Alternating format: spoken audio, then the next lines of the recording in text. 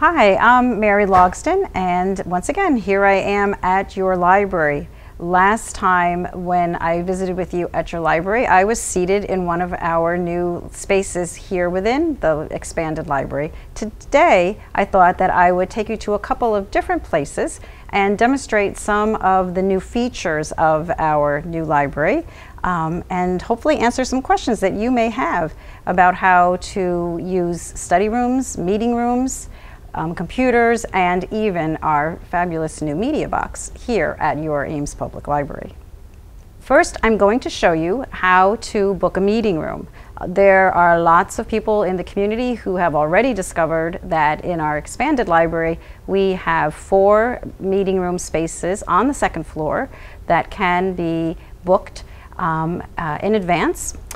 In addition to that, we have our library auditorium, the Farwell T. Brown Auditorium on the 1st floor, which is reservable, bookable. And since we've opened, we've put into practice a brand new piece of software that can enable you to request a meeting room of the library staff. So I'm going to show you now from our website how you would do that. As you can see, I'm now looking at the Ames Public Library website, amespubliclibrary.org, and I'm on our home page. On the left-hand side of the home page, in this list of choices of places where you can go within the website, I'm going to choose events and classes. And as you can see, the 3rd choice on this page is meeting rooms. And it simply says, learn about the library's meeting rooms and study rooms, or book a meeting room online. There is great information here about how to reserve a meeting room. You can take some time to read through this. It includes the library's policy for use of a meeting room, and it eventually leads you to an online booking system. Very straightforward kind of a request page. Actually, you just need to search for a space by the date and time. So let's just experiment here and say that I would like to have a library, I would like to use a space in the library on, February 16th. And I have an event that I would like to see begin in the evening and run from 7 to 8 p.m. So I'm just going to search for a space now. And what this is going to tell me is if there are any rooms available in the library that have not yet been reserved. So as you can see, what this displays is a photograph of each of the rooms that's available for booking in the library. The Dale H. Ross Boardroom on the 2nd floor, the Rotary Room, the Danfoss Room, and the PEO Room. In addition to, on the 1st floor, the Farwell T. Brown Auditorium. What's really lovely about this website is that it also indicates the room capacity, so you can get a sense for whether this is the right space for your group. My group's only going to be about 8 people, so I think the boardroom would be perfect because it has a capacity of 14. So I'm just going to select Pick Me. And at this point, what the software prompts you to do is to either create an account or to log in with an account that you have already created. So essentially what you need to do is to establish an account to book a meeting room. This is separate from your library card and PIN. This is a separate account that's tied to an email and a password that you select. But if you just want to scope out what's available at the Ames Public Library on a particular day, at a particular time, in a particular space, you can certainly get started doing that by using this software that I've just demonstrated. Likewise, if there is equipment that you're interested in using for your meeting, we will communicate the availability of that on this page as well. So that's just bare bones. Want you to know again where to find the place where you can request a meeting room from the Ames Public Library. And once you do submit your request, library staff member will be getting back to you. So again, you need to have an email, and you can submit a request online. If for some reason this isn't the way that's most convenient for you to communicate with the library, give us a call, and we would be happy to assist you by phone. If you are interested in using a study room, I hope the word is out. We've got a lot of choices there as well. The library has 3 study rooms up here on the 2nd floor that are available on a first come, first served basis. Likewise, we have 5 study rooms downstairs adjacent to the youth services area that are available on a first come, first served basis. Anyone can use any one of those rooms. They are not reserved for adults on the 2nd floor and youth on the 1st floor. If you are interested in using a study room, they are available for 2-hour blocks of time per day, 2 hours per person or per day. And we don't even require any use of software in that case. Simply come up to the reference desk here where I'm standing on the 2nd floor and ask a staff member if there's a study room available. We will simply take your first name and walk you down to the study room. The rooms hold various size groups, so we'll get a sense for what size group you have, and if you wish to have a study room, we'd be happy to take you there. Exact same process on the 1st floor. Just walk up to the youth services desk, ask one of the staff members there if there's a study room available, and we'd be happy to let you use the study room. The study rooms, just like the meeting rooms, are completely wireless accessible, so if you have your own laptop or any kind of device that you want to use to access the internet, you will have really robust access throughout the building to include our meeting rooms and study room spaces. So please stop here at the reference desk and ask if you have any questions about using the library's meeting rooms and study rooms.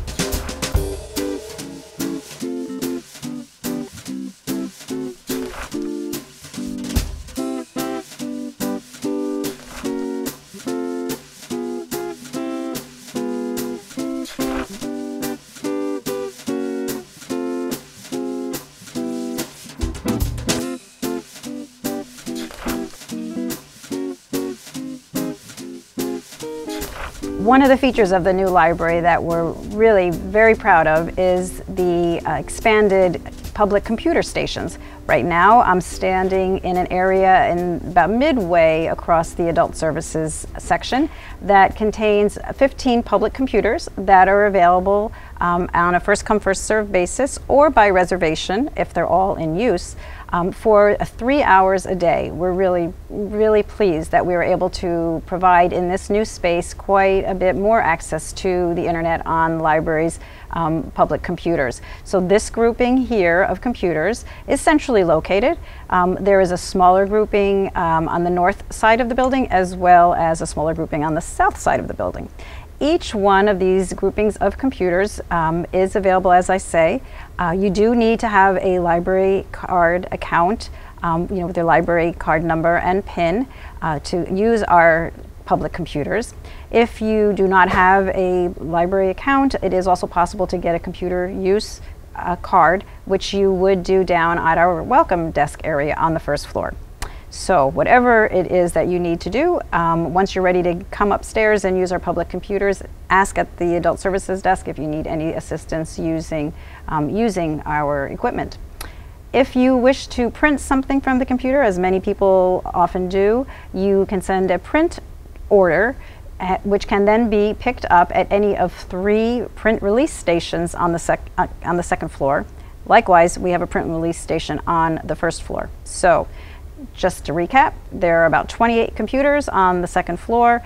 All of these computers print to any one of several print release stations. Where I'm standing right now is in front of one of the print release stations.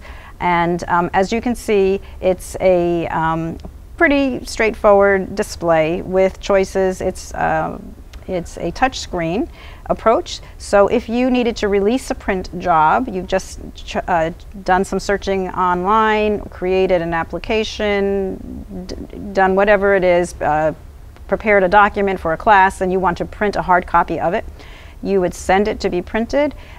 It would indicate how much it's going to cost to pay for that item. It's 10 cents a page. Then you'd come up from your desktop computer over to the kiosk here and retrieve the print job. So once you tap on release a print job, it's going to request your library card number because, as I say, a lot of people on this floor are sending print orders to these print release stations. And what ties your print order to the kiosk is your library account number. So you would enter in your library card, and it would indicate how much money you need to put into the coin machine. You take care of that, and then your print job would come out here on the copier printer. So that's if you want to release a print job. What you can also do here is touch to copy, scan, or fax. So this is really an all-in-one scanner print station. And a lot of people are familiar with this sort of technology, and so they're coming into the library and are just delighted to see that we have it now as well. So if you want to scan something from a hard copy, you would simply do that here and indicate whether you want it to be a black and white or color copy. Again, once you tap your choice, you are going to be prompted to add either 10 cents per page for a black and white in our coin machine there, or 50 cents for a color copy. Once you've done that, the work comes out in the same place as a print release job will come out. Something that's pretty nice right now, and a lot of people are taking advantage of this, is the ability to scan a document and to save it to a flash drive. That's something, again, a lot of people are really delighted when they find out they can do that now. Folks will come in with a copy of a lease, for example, that they've signed, that they now need to scan and send in an email to another party. All of that can happen right here at this station. So that's just a little bit of an introduction into what our print release copy scanner document station can do for you. Again, it is located conveniently near some of our public computer stations, which are available for 3 hours a day here at your Ames Public Library.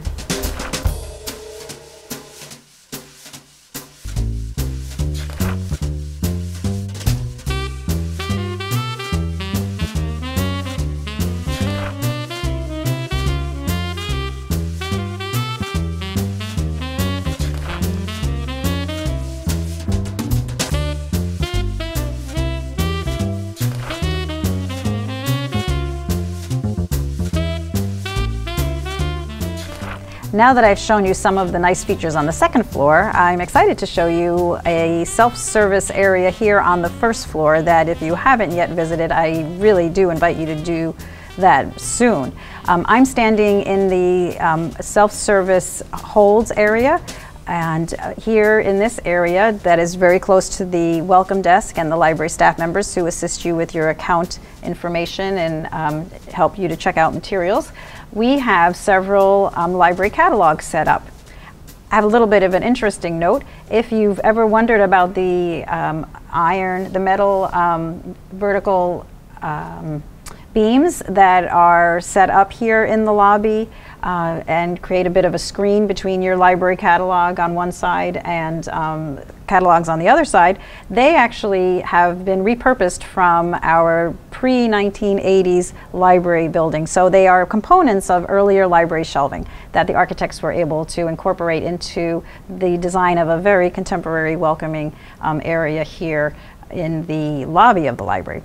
So at this point, though, what I really want to tell you about is the media box, because the media box is just about one of the most modern things that we have to offer here at the library right now. We have got a vending machine, 2 of them, in the area here that contain over 1,000 items, video games for the first time ever, popular movies, and popular music. So we have discs in this vending machine, which we call the media box, and a way to check them out is to go to a library catalog. You can do this from home, or you can do it while you're in the library. So I'm going to click on Get It Now from the media box.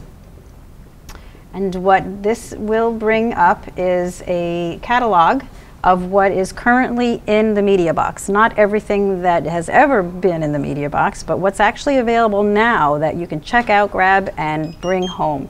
So this is a list of all of the items that are currently available, and you can choose to sort it alphabetically, or if what you're really interested in is video games, you can select that choice. What I have now are movies. So let's just say the movie that I'm interested in I'm going to browse an alphabetical list, and I'm interested in seeing one of last year's award-winning films, American Hustle. It's available right now. I select it, and then I'm going to enter my library card number and PIN here where it asks for that. And when I do, I'm going to select Borrow Disc. At that point, that disc is set aside for me, and I will have until 15 minutes before the library closes today to retrieve the disc from the box. So as I said, you can, from home, browse what's available in the media box and then just run in sometime before the library closes and then retrieve the item from the media box here in the main lobby. After you've entered your library card and PIN and selected Borrow Disc, you will go over to the media box to retrieve your item. At the media box, you simply need to enter your library card again. All items from the media box do check out for 1 week, and there are no renewals. So it's treated a little bit different than the other movies in the collection, but they are here available to browse, to check out, and to bring home for 1 week. If you have questions about anything that I've shared with you today, please do stop by the reference desk. Give us a call, 239-5646, or even send us an email by clicking on Ask a Librarian on the library's website. This is Mary Logsdon at your library.